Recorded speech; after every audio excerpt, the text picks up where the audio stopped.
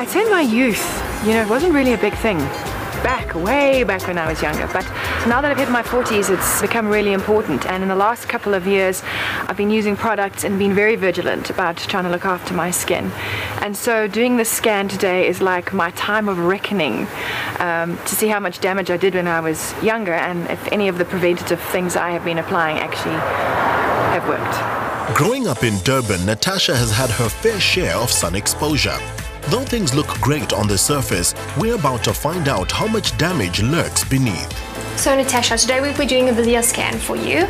The scan analyzes 6 aspects of the face: wrinkles, pores, spots, texture, pore fronts, and then the UV spots. Please can I ask you to put your chin there and look into the left mirror. Okay. Due to driving, the right side of your face is exposed to more potential sun damage than the left. The Visia scanner takes a detailed image of this before mapping and analyzing the extent of the damage. With the spots, the pores, the wrinkles and the textures, the higher the percentages, the better the result. So by looking at that, you've got quite good skin. So it's not so bad.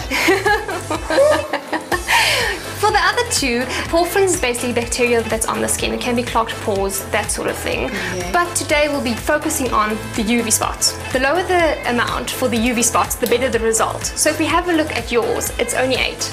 Well, I'm quite happy with that. Rather relieved. 8 is good. Right? Very good. Aesthetic physician Dr. Anushka Reddy has seen her fair share of weathered faces. With our harsh climate, she's a big believer in the power of prevention. So, as you can see, the results are beautiful.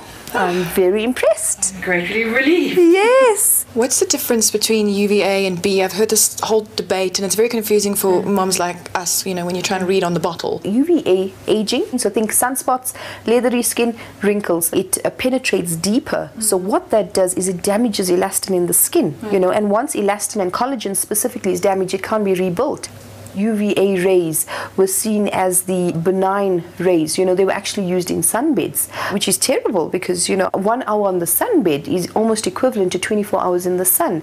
Yeah. And now we know that sunbeds contribute to 75% of skin cancers. Yes. UVB rays are your shorter rays. They are the rays that cause sunburn. And what those rays do is that they definitely contribute more to your malignant conditions. So what has happened is that companies who have developed these sunblocks and sunscreens have actually focused more on UVB protection. Yes. So when you find a skincare product, make sure that it says broad spectrum. Sunscreens absorb UV rays, whereas sunblocks deflect UV rays, and ensure that it's at least, I would say, a minimum 30 plus, And I also heard that it's got something to do with regular reapplication of a sunblock. That is very true and very important, Every 2 to 3 hours is when you should be applying sunblock. Now my kids are going to kill me.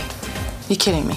Some schools don't allow the kids to actually play outside if they don't have sunblock on. And it's so important because the body just breaks it down, and the sun breaks it down. And that's why it's so important to get your kids to be sun-wise from a very early age. Absolutely.